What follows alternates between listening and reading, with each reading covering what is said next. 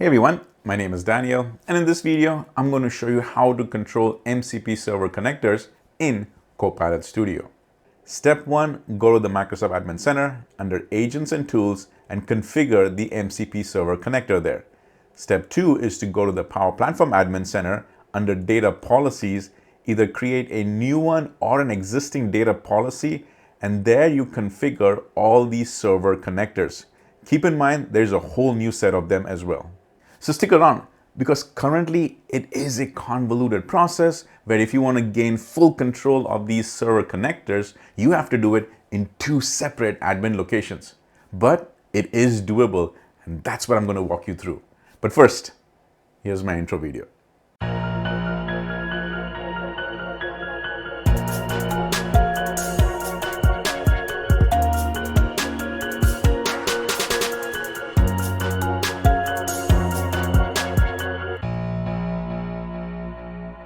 So let's get started. Now, when you start utilizing these MCP connectors, also known as Model Context Protocol connectors, the first place to even enable them in your tenant is done in MAC, which stands for Microsoft Admin Center. However, if you're like me, where a lot of these connectors are going to be used in Power Platform, in spite of that, you still have to come over here in MAC, enable it, configure it, and then it shows up in the Power Platform Admin Center. And that's why I said it's a little convoluted, but it can be doable. In addition, to accomplish all of this, you are actually going to need 2 admin roles if you are a PIM, a Privileged Identity Management user. And let me show you that. Here in our Azure portal, if you go to the Microsoft Entra Privileged Identity Management, this is what I call as PIM. When you come over here under these Entra roles, inside roles, you need 2 of them. So the Power Platform one is called as the Power Platform Admin, and there's only one, Power Platform Administrator. This is the one you're going to use to configure it on the Power Platform Admin side. However, to do that MAC configuration, I'm just going to show you, you will also need the AI Administrator. This is the minimum one that you need to go do all the stuff in the Microsoft Admin Center. Now, if you're a company where you've got separation of duties, this is going to cause a little extra work for you. So plan ahead of time. All right. Okay. So let me walk you through first the Mac side. And to do that, make sure you have this AI administrator role. So I'm going to come over here on the Mac Admin Center. On the left vertical navigation, you go to Agents, and now you will see Tools. When you come to Tools, you will see your list of MCP server connectors over here. And in the brackets, you see 2 things. It's called the Frontier, it's called the Preview. All said and done, this is the Frontier program, which you have to opt into. And after you do that, you start to see all of these connectors show up. So Frontier, Preview, this is all in preview right now. So my recommendation to you is look, touch, play. Just don't go production with it, but at least go ahead and get the configuration piece done. So by default, everything is enabled. So if you're a security first type of a company, you might even come over here. Additional window slides in from the right, and here you can go ahead and block it. So you can go and do this for each and every one of them, or you can also leave them as enabled. All right. So that's the first thing that you have to do in these MCP server connections is determine what the status is going to be right over here. Whether you leave them on or off is a decision you have to make. You've got to make that decision and set it up over here. So in this example, I'm going to refer to these SharePoint server connectors, and there's actually 3 of them. There is the SharePoint List MCP server, SharePoint and OneDrive MCP server, and if you scroll to the bottom, there is also the Work IQ MCP server. You have 3 of these available for SharePoint. So let me just come up to the top over here. Let me go ahead and unblock it just to show you that at least these 3 are enabled and configured on the Mac side under Agents. So this is that first step. Now let's jump into the Power Platform Admin Center and go set up a DLP over there. Just a quick update. If you wish to support my channel, you have 2 options.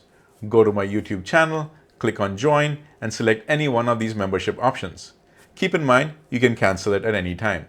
For a one-time payment, you can go to buymeacoffee.com/Dan Christian and select either 1, 5, or as many coffees as you like. Thank you for your support. So after enabling my Power Platform Admin role, I am now in my Power Platform Admin Center, also known as PPAC. And before I dive in, let me just confirm that I have a new environment, and I literally call that as an MCP test. This is the one that I'm going to use for my demonstration over here. It is of a type environment, and I also went ahead and have Dataverse enabled, and it is managed just to kind of tell you this is what my environment is. All right, so now we're going to go under security, and then we're going under data and privacy, and go to data policy. And this is what I'm going to walk you through step by step. So whether you're a seasoned Power Platform admin or if this is the first time that you're using it, I'm going to walk you through this. So now we come to a new policy, and I'm going to call that as my MCP test policy. You can name it whatever you want.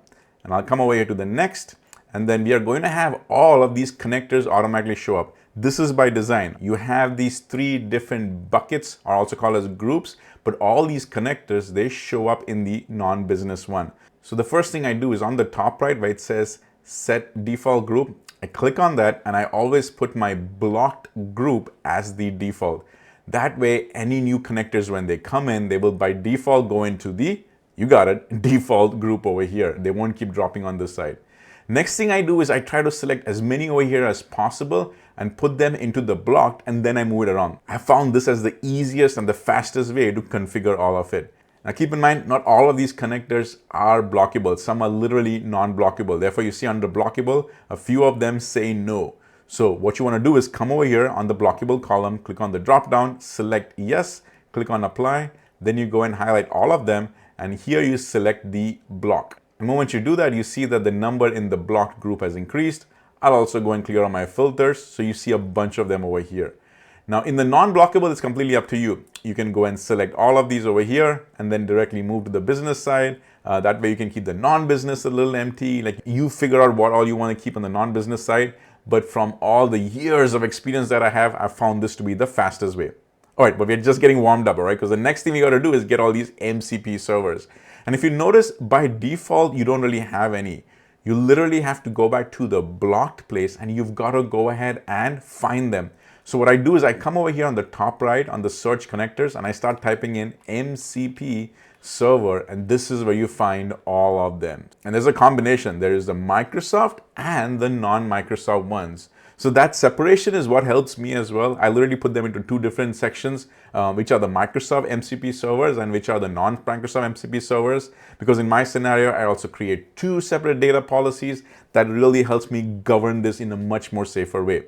So for this demo, I'm just going to go and pull in all the Microsoft ones. So here we go. This is a Microsoft MCP server. If it's for the M365 Copilot, I'm going to select that one. Dynamics 365, that's another one over here. And then I'll also go and select this Project Sophia MCP server. Once I've got that, I'll go and select Move to Business.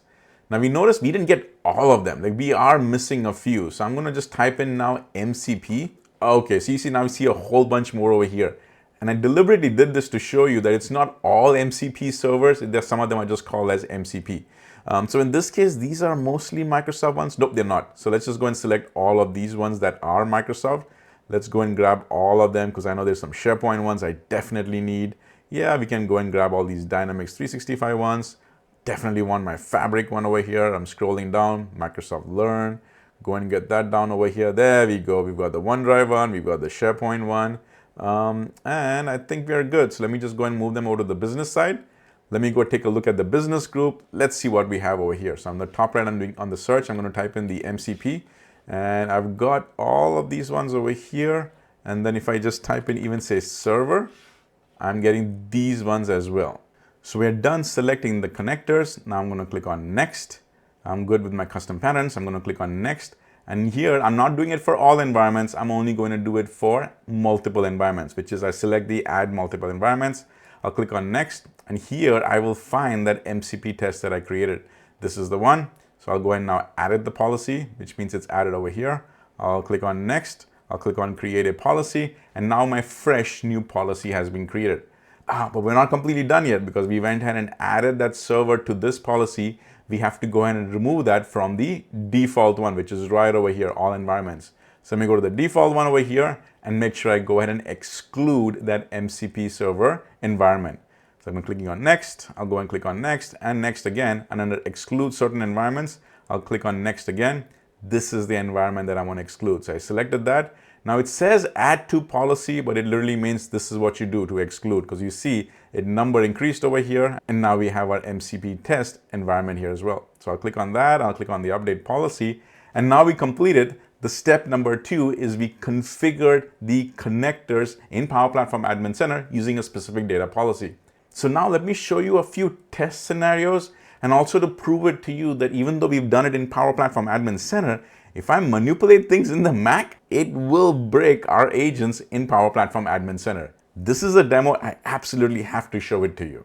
So in Copilot Studio now, keeping in mind using the environment where we've got the correct data policy configured. And I'll go to the agent section, and this is the agent that I just created. It's a vanilla agent, which means all I did was give it a name and that's it. Now we're gonna go and do some configurations. So we gotta go to the tools section, click on add a tool, and over here on this section, there's a whole tab for Model Context Protocol, MCP. When I select it, these are all the MCP servers that we see. Now keep in mind, it's showing us all of them, but you and I know that in the data policy side, we only went ahead and configured the Microsoft ones, not the non-Microsoft ones. However, it doesn't filter out over here. So what I'm giving you a heads up is that say you started using any one of these thinking, hey, it shows up over here, so it might work. You might get an error because in the data policy, you haven't allowed it, all right? It is what it is, giving you a heads up, guarantee you that's gonna happen. All right, so I want a SharePoint one, right? So I'm gonna scroll down over here and I'm gonna look for it, and there you go. It's the Work IQ SharePoint preview. When I go and select it, it'll just go ahead and make all these changes. I already have a connection set up, which is why I went and selected it. In your case, you might have to go and set up a new connection. Just go and take care of that. It's a one-time thing. And I'll go and click on Add and Configure. And once it does that, it'll go ahead and set up this MCP server connection specifically for the SharePoint one, and it will show up over here any second under our tools part of this agent. Great, this SharePoint MCP server tool has been set up. Now you see on the top left over here, it says details, inputs, tools, and resources. Under the tools section, when you click on that, you see this over here. Keep this in mind because everything that we did on the Mac side affects the governance over here. So I'm not going to walk you through how to use it. I'll save that for another video. But you and I just saw this, is that the configuration of the server was done, the SharePoint MCP one, and we've got it set up over here. So if I were to now go to the overview, publish it, save it, whatever, start using it, I am good. But say for some reason, all right, because no communication was done between the teams or for whatever reason, somebody on the Mac side, the Microsoft Admin Center, came to agents, came to tools, and went and found this one over here. Says, oh, this Work IQ SharePoint MCP server, it is in preview, it's currently available, I'm gonna go ahead and disable it. So they come over here, they go ahead and now click on block, and this is done, all right? For some reason, there was no communication between the teams. Say this happened. How did this affect our Copilot Studio side? Well, let's go take a look. So I'm coming back over here. This is the agent, that is the environment. When I go under the tools section, everything seems okay, right? Because it is still enabled, it looks okay, but check this out. When I go in over here, and if I just go ahead and now refresh this section, all right? I'm just refreshing that. Watch what happens. It says, connector request failed. Couldn't retrieve the requested items. And if you even have gone ahead and added any inputs over here, all of those also would have errored out. So you see that deep link which happens between the Mac agents and over here in the Copilot Studio, they directly talk to the same service in the back end. Which means if this was out for a pilot testing or maybe even a production one, just by that one change in the Mac, you directly broke that agent in Power Platform Admin Center. But it's a quick fix. If you found out what the problem was, you come back over here to the Mac side. Oh man, this was blocked. I'll select that one over here, go ahead and unblock it. See, it says updating and now says, hey, this has been unblocked successfully. When you go back into the Copilot Studio side, you come over here, you do that refresh. Once the refresh is completed, you see all the tools show up over here and everything is good as new. This is just what I wanted to demonstrate to you, the deep link that was there between the two services. So your big takeaway from this video is that it all starts on the Microsoft Admin Center first. That is where you go ahead and enable or disable those MCP server connections. Once you decide which ones you are going to use, there you can go ahead and turn them on the Power Platform Admin Center side. And remember, the configuration changes that you make on the Mac side, it will definitely affect your Power Platform Admin Center.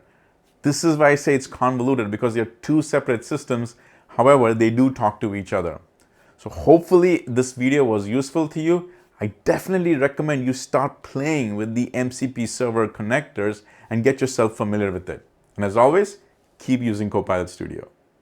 Hey everyone, my name is Daniel and I'm a community contributor focusing on all things AI related.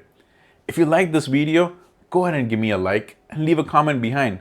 I love reading the feedback you leave behind, as it really helps me shape my future content. And if you want more content like this, subscribe and turn on notifications. So once again, thank you for watching this video, and I'll see you in the next one.